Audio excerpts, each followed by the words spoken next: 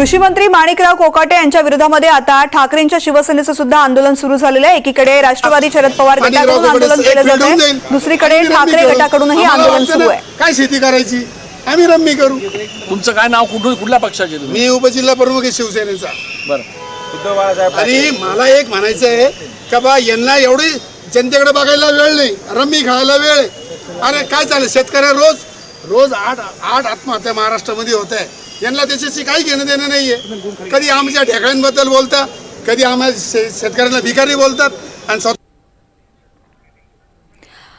तर नाशिकमध्ये ठाकरेंच्या शिवसेनेचे हे आंदोलन सुरू आहे। माणिकराव कोकाटे यांच्यावरती पत्ते उधळण्याचाही प्रयत्न झालेला आहे। ठाकरे गटांची हे आंदोलन सुरू आहे। शिवसेनेचे हे आंदोलन या ठिकाणी करत असताना माणिकराव कोकाटेंवरती त्यांनी पत्ते उधळण्याचाही प्रयत्न केलेला आहे। कृषी मंत्र्यांना सामान्यांचं काही देणं घेणं नाही, शेतकऱ्यांशी काही देणं घेणं नाही, अशी टीका सुद्धा या आंदोलकांनी केलेली आहे।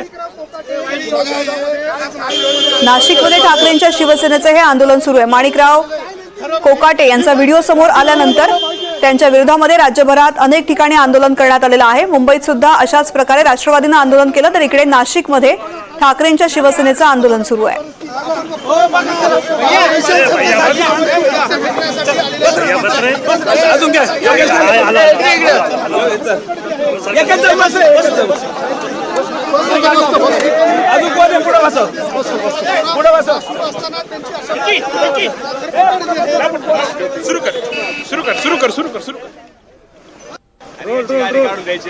मंत्री माणिकराव कोकाटे यांना पत्ते खेळायला बोलवत ठाकरे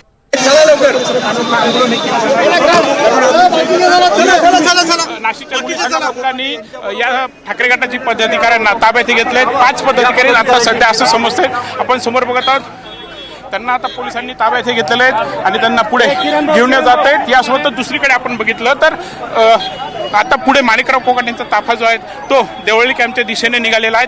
देवळी कॅम्प परिसरामध्ये अजितदादांच्या वाढदिवसानिमित्त एका कॉलेजमध्ये रक्तदान शिबिराचं कार्यक्रमाचं आयोजन करण्यात आलं आहे, तिकडे कोकाटे चालले आहेत। आपण बघितलं तर राज्यभर कुठेतरी आता 2 दिवसांपूर्वी छावा संकट आक्रमक झाली, ते आंदोलन हे सुरू होतं। तर आता नाशिकमध्ये देखील ठाकरे गटाच्या वतीने अनोखं आंदोलन केलं जाणार होतं, त्यापूर्वीच त्यांना पोलिसांनी ताब्यात घेतलंय। कॅमेरा विकी पारसो, प्रांजल कुलकर्णी, NDTV मराठी, नाशिक।